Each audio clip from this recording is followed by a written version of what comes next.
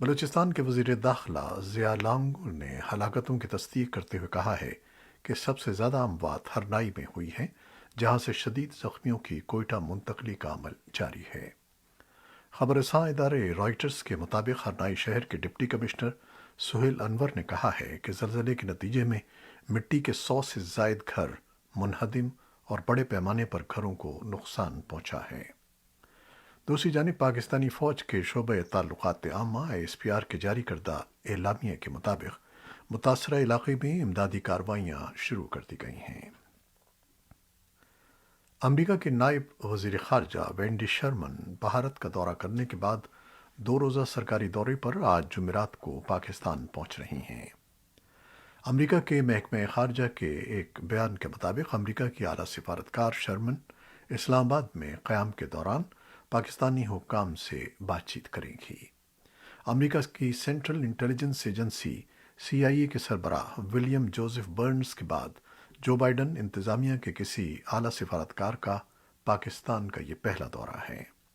امریکہ کی نائب وزیر خارجہ ایک ایسے وقت میں پاکستان کا دورہ کر رہی ہیں جب حال ہی میں امریکہ کے وزیر خارجہ اینٹنی بلنکن کانگریس میں یہ بتا چکے ہیں کہ امریکہ پاکستان کے ساتھ اپنے تعلقات کا افغانستان کے تناظر میں اثر نو جائزہ لے گا۔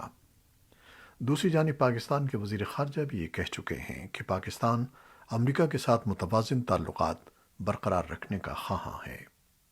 حال ہی میں نیو یارک میں امریکی ہم منصب بلنکن سے ملاقات میں پاکستان کے وزیر خارجہ شاہ محمود قریشی نے کہا تھا کہ پاکستان اور امریکہ کے قریبی تعلقات دونوں ملکوں کے لیے ہمیشہ سود مند رہے ہیں اور پاکستان امریکہ کے ساتھ تجارت، سرمایہ کاری، توانائی اور علاقائی رابطوں کے لیے متوازن تعلقات کا خواہاں ہے۔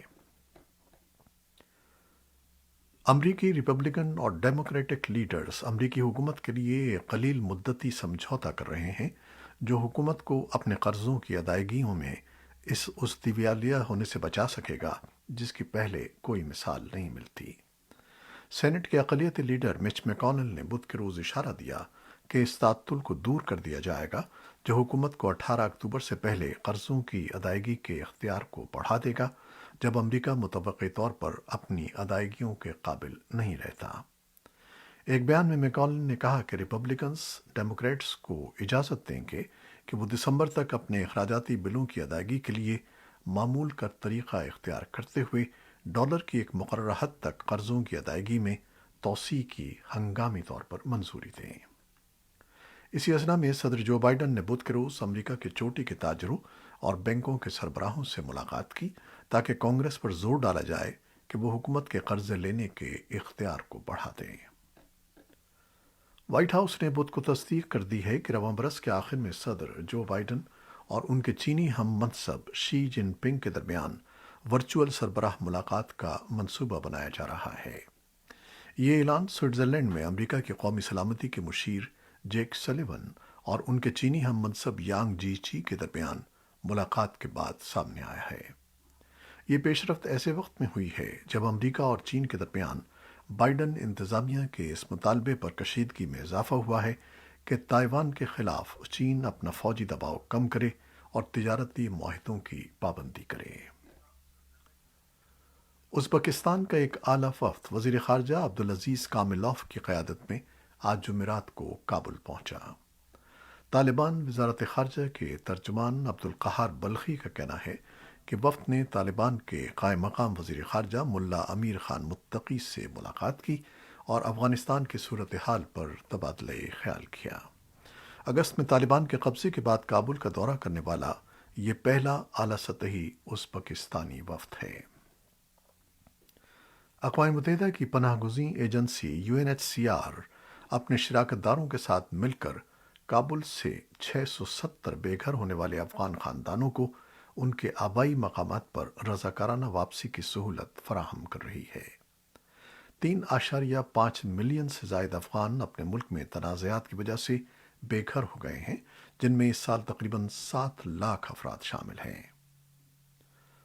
صحافیوں کے تحفظ کی تنظیم این یو جے اور آئی ایف جے نے برطانیہ کی حکومت پر زور دیا ہے کہ وہ افغانستان میں خطرے میں گھرے ہوئے بی بی سی کے سابق صحافیوں کے محفوظ انخلاء کو یقینی بنائے۔ کابل پر طالبان کے قبضے کے 7 ہفتے گزر جانے کے باوجود، جس دوران شہر سے مغربی فوجوں کا انخلا بھی ہوا، برطانیہ سے قریبی تعلق رکھنے والے بیشتر صحافی جنہیں اپنی جان کا خطرہ ہے، چھپے ہوئے ہیں اور ان کے نکلنے کا کوئی راستہ نہیں ہے۔ ان میں سے اکثر نے بی بی سی کے ساتھ کام کیا ہے۔ ایسی اطلاعات ہیں کہ طالبان کمانڈرز بی بی سی کے صحافیوں کو افغانستان کا دشمن قرار دیتے ہوئے انہیں سزا دینا چاہتے ہیں اور انہیں ہدف بنا کر حملہ کرنا چاہتے ہیں۔ صحافتی تنظیموں کا کہنا ہے کہ برطانوی حکومت اور خاص طور پر بی بی سی کا فرض ہے کہ وہ ان کی بحالی کا عمل تیز کرے اور انہیں بحفاظت برطانیہ واپس پہنچائے۔ کابل کے پاسپورٹ آفس میں بدھ کے روز سینکڑوں لوگ اس خبر کے ایک روز بعد اکٹھے ہو گئے کہ دفتر اس ہفتے دستاویزات جاری کرنے کے لیے دوبارہ کھل رہا ہے۔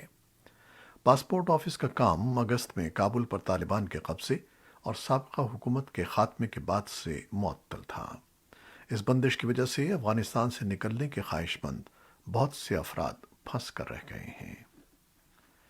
اگست میں افغانستان سے امریکی افواج کے چلے جانے اور کابل پر طالبان کے قبضے کے بعد پیدا ہونے والی افراتفری سے فل برائٹ اسکالرشپ پروگرام کے لیے درخواست دینے والے طالب علم بھی متاثر ہوئے ہیں۔ امریکی محکمہ خارجہ نے وائس آف امریکہ کو دیے گئے ایک بیان میں کہا ہے کہ ہم افغانستان میں ہونے والے واقعات کو قریب سے دیکھ رہے ہیں اور فل برائٹ پروگرام کے مستقبل کا جائزہ لے رہے ہیں۔ اس سال ہم نے اب تک امریکی کیمپسز میں افغانستان سے فل برائٹ طلباء کے سب سے بڑے گروپ کا استقبال کیا ہے۔ ان کا کہنا تھا کہ ہم جانتے ہیں کہ یہ افغان طلباء اور ان کے خاندانوں کے لیے ایک مشکل وقت ہے۔ انٹرویوز کووڈ وبا کی وجہ سے ستمبر تک ملتوی کر دیے گئے تھے۔ پاکستان کے صدر ڈاکٹر عارف علوی نے قومی احتساب کا دوسرا ترمیمی آرڈیننس 2021 جاری کر دیا ہے، جس کے مطابق صدر مملکت چیئرمین نیب کا تقرر وزیر اعظم اور اپوزیشن لیڈر کی مشاورت سے کریں گے۔ تاہم اتفاق رائے نہ ہونے کی صورت میں صدر مملکت چیئرمین نیب کا معاملہ پارلیمانی کمیٹی کو بھجوائیں گے۔ آرڈیننس میں کہا گیا ہے کہ نئے چیئرمین کے تقرر تک موجودہ چیئرمین نیب کام جاری رکھیں گے۔ نئے آرڈیننس کے تحت chairman NAB justice retired Javed Iqbal کو نئے چیئرمین نیب کی تعیناتی تک توسیع دے دی گئی ہے، جبکہ نئے چیئرمین نیب کے لیے پرانے چیئرمین بھی امیدوار ہو سکتے ہیں۔ پاکستان کے وزیر منصوبہ بندی اسد عمر نے کہا ہے کہ پاکستان اور چین کے درمیان جاری منصوبے سی پیک پر دنیا کی نظر رہتی ہے اور دنیا کی بہت سی طاقتیں اسے کامیاب ہوتا نہیں دیکھنا چاہتیں۔ امریکہ کی ایک رپورٹ میں سی پیک کے حوالے سے غلط خبر پھیلاتے ہوئے کہا گیا کہ اس منصوبے کے حوالے سے معلومات خفیہ رکھی گئی ہیں، حالانکہ ایسا ہرگز نہیں ہے۔ ان کا کہنا تھا کہ سی پیک کے حوالے سے سب معلومات پارلیمنٹ کے فورم پر دی جا چکی ہیں، جبکہ پارلیمانی اوورسائٹ بھی موجود ہے۔ اس کے علاوہ بجلی بنانے سے متعلق منصوبوں کی تمام معلومات national electric power regulatory authority NEPRA کی ویب سائٹ پر موجود ہیں۔ تجزیہ کار فروخ سلیم کا کہنا ہے کہ سی پیک کے 17 بڑے پروجیکٹ تھے، جن میں سے 9 پروجیکٹ مکمل ہو چکے ہیں۔ ان کا کہنا تھا کہ چین کے ساتھ سی پیک منصوبوں میں قرض کی شرح سود کے ساتھ 7% انشورنس بھی ادا کرنا پڑتی ہے۔ توانائی کے منصوبوں میں 85% استعمال کی گئی شرط عائد کی گئی ہے، جس کی وجہ سے ٹیرف میں اضافہ ہو رہا ہے۔ گزشتہ چند ماہ میں امریکی ڈالر کے مقابلے میں پاکستانی روپے کی قیمت 10% سے زائد گرنے کے بعد پاکستان کے مرکزی بینک نے بعض نئی پابندیاں عائد کی ہیں۔ نئی پابندیوں کے تحت پاکستان سے افغانستان جانے والے شہریوں کو اپنے ساتھ 1000 امریکی ڈالر سے زیادہ رقم ساتھ لے جانے کی اجازت نہیں ہوگی۔ اسی طرح 500 یا اس سے زائد ڈالرز حاصل کرنے والے یا بیرون ملک بھیجنے والوں کو بائیو میٹرک تصدیق کرانا ضروری ہوگا۔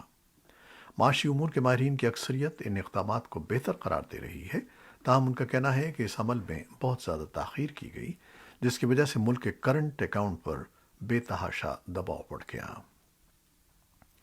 بھارت کے زیر انتظام کشمیر میں ٹارگٹ کلنگ کے تازہ واقعے میں نامعلوم مسلح افراد نے جمعرات کی صبح دارالحکومت سری نگر کے ایک سرکاری اسکول کی پرنسپل ستیندر کور اور ایک استاد دیپک چند کو नज़दीक से गोलियां मारकर हलाक कर दिया। ये गुज़श्ता 6 दिन के दौरान शोरिश ज़दा मुस्लिम अक्सरियती वादी कश्मीर में पेश आने वाला टारगेट किलिंग का छठा वाक़या है। जिन 7 अफराद को टारगेट किलिंग का शिकार बनाया गया है, उनमें से 3 हिंदू थे और 1 सिख, जबकि 4 दूसरे मकामी मुसलमान शहरी थे। भारत के अक़लियती उमूर के वज़ीर मुख्तार अब्बास नकवी ने, जो इन दिनों वादी कश्मीर के दौरे पर हैं, कहा है कि अक़लियतों को तहफ़्फ़ुज़ फ़राहम करना हुकूमत हिंद की कौमी ज़िम्मेदारी है और जिन लोगों ने श्रीनगर में अक़लियती फ़िरक़ों से वाबस्ता अफराद को हलाक किया है, उन्हें ढूंढ निकाला जाएगा और उन्हें सख्त सज़ा दी जाएगी। नेटो की चोटी के अहदेदार ने इशारतन कहा है कि यह कहना गलती के मुतरादिफ होगा कि अफ़गानिस्तान से फ़ौजी इनखला और फ्रांस और अमरीका के दरमियान तनाव इस अमर का गम्माज़ है कि बैनुल उक़यानूस इत्तेहाद कमज़ोर हो गया है। इसके बरक्स सेक्रेटरी जनरल येंस स्टोल्टनबर्ग ने मुखालिफिन को खबरदार किया कि नेटो मुत्तहिद रहेगा और इत्तेहाद नमूदार होने वाले ख़तरात से निमटने का भरपूर अज़्म रखता है। अमरीका के आला अहदेदारों से मुलाकातों के बाद वाशिंगटन में जॉर्ज टाउन यूनिवर्सिटी की एक तकरीब से खिताब के दौरान स्टोल्टनबर्ग ने कहा कि यूरोप और शिमाली अमरीका के दरमियान ताल्लुकात मजबूत होने से मुताल्लिक़ सवाल किए जा रहे हैं। उन्होंने कहा कि इन छोटे मामलात से वसी तर मंजर तब्दील नहीं होता। उनका कहना था कि हमें इस बात का बखूबी पता है कि हम इकट्ठे खड़े हैं तो हम महफूज हैं। अमरीकी वज़ीर ख़ारजा एंटनी ब्लिंकन ने इत्तेहादी फ्रांस के साथ ताल्लुकात को बेहतर बनाने की कोशिशों के बाद मेक्सिको के साथ सिक्योरिटी मुज़ाकरात पर तवज्जो मरकूज कर रहे हैं। अमरीकी रियासत कैलिफोर्निया में जुमेरात को रुकने के बाद ब्लिंकन मेक्सिको सिटी में अमरीकी होमलैंड सिक्योरिटी के सेक्रेटरी एलेजेंडर म्योरकास और अटॉर्नी जनरल मैरिक गारलैंड के साथ शामिल हो रहे हैं। महकमा खारजा इसे सिक्योरिटी के उमूर पर आला सतही मुज़ाकरात करार दे रहा है। और अब कोरोना वायरस से मुतालिक कुछ खबरें। पाकिस्तान में कोरोना वायरस से अमवात की तादाद 28,000 के करीब पहुंच गई है। सरकारी आदाद शुमार के मुताबिक मुल्क भर में गुज़श्ता 24 घंटों में वबा से 39 अफराद मौत का शिकार हुए, जिसके बाद अमवात की मजमूई तादाद 27,986 हो गई है। यूरोपीय ममालिक डेनमार्क और स्वीडन ने कम उम्र अफराद को मॉडर्ना वैक्सीन देना बंद कर दी है। दोनों ममालिक की जानिब से वैक्सीन की खुराकें कम उम्र अफराद को न देने की वजह दिल में तकलीफ की शिकायत बयान की गई है। दूसरी जानिब डेनमार्क का कहना है कि वो पहले ही 12 से 17 साल की उम्र के अफराद के लिए फाइजर वैक्सीन की खुराकें तजवीज़ कर चुका है। हुक्काम की जानिब से ये भी कहा गया है कि 18 बरस से कम उम्र अफराद को मॉडर्ना वैक्सीन देने का अमल बंद कर दिया गया है। साउथ वेस्ट एयरलाइंस अमरीकी एयरलाइन उन इदारों में शामिल हो गई है जिन्होंने अपने मुलाजमीन को कोविड-19 के खिलाफ वैक्सीन को लाजमी करार दिया है। डैलस में कायम कंपनी ने उसके 54,000 मुलाजमीन को अपनी मुलाजमतें बरकरार रखने के लिए 8 दिसंबर तक मुकम्मल तौर पर वैक्सीन लगाने का हुक्म दिया है। मुलाजमीन तिब्बी या मजहबी वजूहात की बिना पर वैक्सीन को छोड़ने की इजाज़त ले सकते हैं। साउथ वेस्ट का कहना है कि वो वैक्सीन को लाजमी करार दे रही है क्योंकि बाइडन इंतज़ामिया के नए कवानीन के तहत विफाकी मुआहदों वाली कंपनियों के अमलों के लिए वैक्सीन लाजमी है। ये थी वो खबरें जो फेसबुक लाइव पर हमने आपके लिए पेश की।